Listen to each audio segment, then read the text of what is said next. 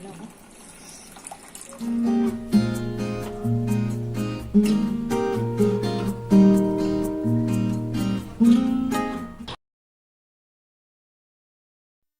पांढरे शुभ्र खुसखुशीत नारळी वड्या कशा करायच्या हे आज आपण आजच्या व्हिडिओमध्ये बघणार आहोत.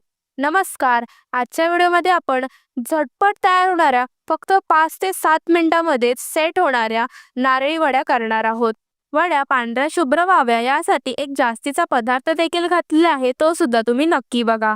या वड्या करायला जास्तीची मेहनत लागत नाही, जास्तीचा वेळ देखील लागत नाही. झटपट खुसखुशीत पांढऱ्या शुभ्र वड्या आपल्या तयार होतात. साखर खाताना अशी कुरकुरीत लागू नये यासाठी काय करावं हे सुद्धा मी या व्हिडिओमध्ये शेअर केलेलं आहे. रेसिपी आवडल्यास एक लाईक नक्की करा. चॅनलला अजून सबस्क्राईब केलं नसेल तर लगेच चॅनलला सबस्क्राईब करा.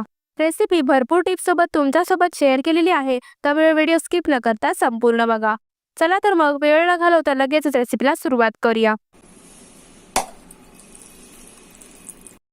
एक मोठा नारळ फोडून घेतलाय, त्याचे 2 भाग करून घेतले. नारळ वेळीवर खोवून घ्यायचाय. तुम्हाला नारळ वेळीवर खोवून घ्यायला जमत नसेल तर तुम्ही सुरीने खोबरं काढून त्याचे मागचा काळा भाग काढून खोबऱ्याचे बारीक बारीक तुकडे करून मिक्सर चालू बंद करून मिक्सरला फिरवून घ्या. नारळ खोवून घेताना साईडने खोवत जा, संपूर्ण खोवू नका, नाहीतर काळा भाग खोबऱ्यात येईल. वड्या पांढऱ्या शुभ्र दिसणार नाहीत, म्हणून नारळ खोवताना संपूर्ण खोवू नका. किंचितसा शिल्लक ठेवा. काळा भाग खोबऱ्याचा निघणार नाही. शिल्लक ठेवलेले खोबरं तुम्ही भाजी चटणीसाठी वापरू शकता. तुम्हाला जर खोबरं खोवून घ्यायला जमत नसेल तर त्यासाठी दुसरी सोपी पद्धत सांगते. खोबरं वाटीतून वेगळं करून घ्यायचं. बटाट्याच्या सालनीने त्याची साल काढून घ्यायची आणि त्यानंतर त्याचे तुकडे करून घ्यायचे. खोबरं किसून झाल्यानंतर ते एखाद्या वाटीने किंवा मेजरिंग कपने मापून घ्यायचे. 2 वाटी खोबऱ्यासाठी बरोबर 1.25 वाटी साखर घेतलेली आहे. तुम्ही जर 1 वाटी खोबऱ्यासाठी करणार असाल तर पाऊण वाटीला थोडीशी कमी साखर घ्या. जर तुम्हाला वड्या थोडा जास्तीच्या गोड किंवा कमी गोड हव्या असतील तर तुम्ही तुमच्या आवडीनुसार साखर कमी जास्त करू शकता, पण खोबऱ्याच्या वडीसाठी हे प्रमाण अगदी परफेक्ट आहे. पारंपरिक पद्धतीने खोबऱ्याच्या वड्या करत आहोत. नारळ खोवून घेतला तरी मिक्सरच्या भांड्यात थोडं थोडं घालून मिक्सर 1 ते 2 वेळा चालू बंद करत मिक्सरला फिरवून घ्यायचे. खोबरं खोवून घेतलं तरी खोबऱ्याचा कीस थोडा जाडसर असा राहतो. मिक्सरला 1 ते 2 वेळा फिरवून घेतल्यामुळे कीस थोडा बारीक होतो आणि वड्या खाताना चरचरीत लागत नाही. अशाच पद्धतीमध्ये मिक्सरला फिरवून घ्यायचे. खोबऱ्याचं दूधही बाहेर आलेलं नाहीये. जर जास्त तुम्ही मिक्सरला फिरवलं तर खोबऱ्यामधलं दूध बाहेर येतं. असंच खोबरं वडी करण्यासाठी हवं आहे. मिक्सरला फिरवलेलं खोबरं एका बाउलमध्ये काढून घ्यायचे. उरलेलं सर्व खोबरं सुद्धा अशाच पद्धतीमध्ये मिक्सरला फिरवून घ्यायचे. वड्या करायला घेण्याआधी काही पूर्वतयारी करून घ्यायची. एका ताटाला किंवा प्लेटला किंवा केक टिनला साजूक तूप किंवा तेल लावून घ्यायचे. तेल किंवा तूप लावून घेतल्यामुळे वड्या अजिबात चिटकत नाही, अगदी सहज निघून येतात. त्यानंतर गॅस ऑन करून घ्यायचे. त्यावरती कढई ठेवून घ्यायची. कढईमध्ये मिक्सरला फिरवलेलं खोबरं घालून घ्यायचे. गॅसची फ्लेम लो ठेवूनच खोबरं 2 मिनिटं परतून घ्यायचे. अशा पद्धतीमध्ये खोबरं परतून घेतल्यामुळे त्यामध्ये असलेलं सर्व मॉइश्चर निघून जातं.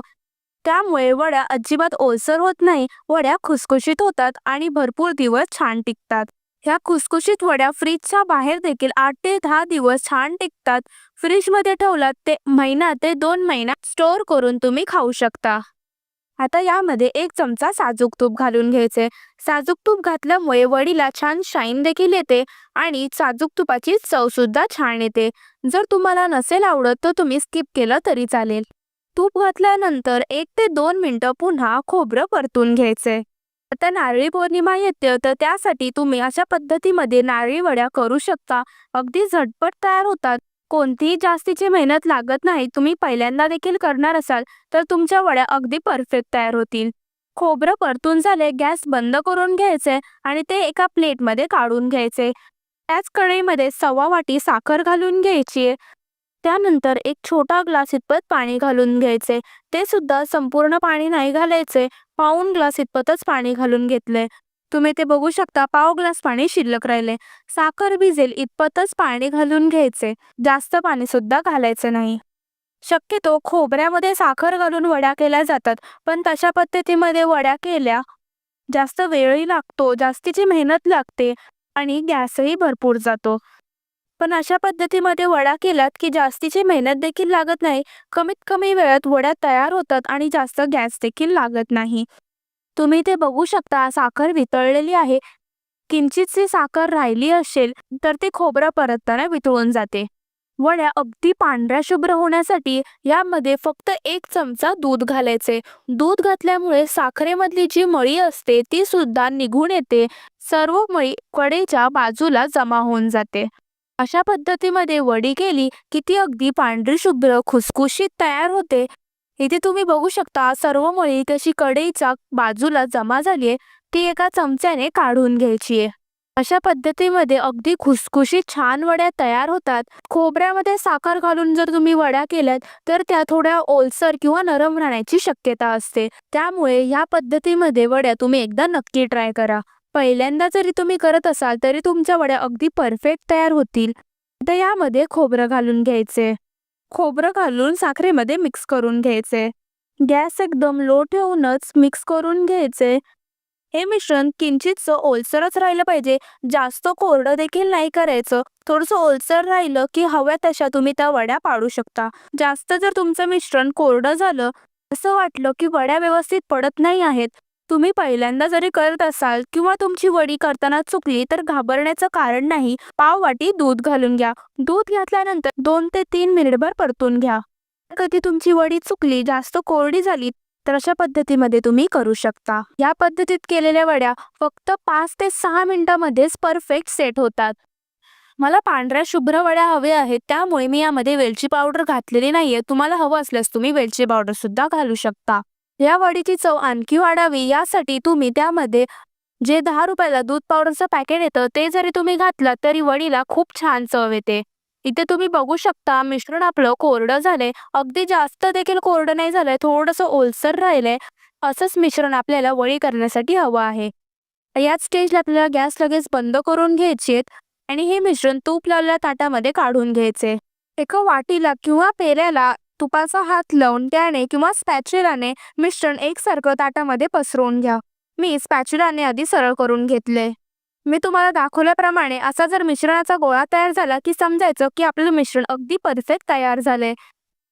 हे मिश्रण तुम्ही बघू शकता अजिबात हाताला देखील चिटकत नाहीये. आता एका वाटीला तूप लावून घेतले आणि त्याने मिश्रण ताटामध्ये व्यवस्थित पसरवून घेते. मिश्रणामधली मोठी वाफ निघून गेली की लगेचच सुरीच्या साहाय्याने वड्या पाडून घ्यायच्या. म्हणजे वड्या व्यवस्थित पाडता येतात.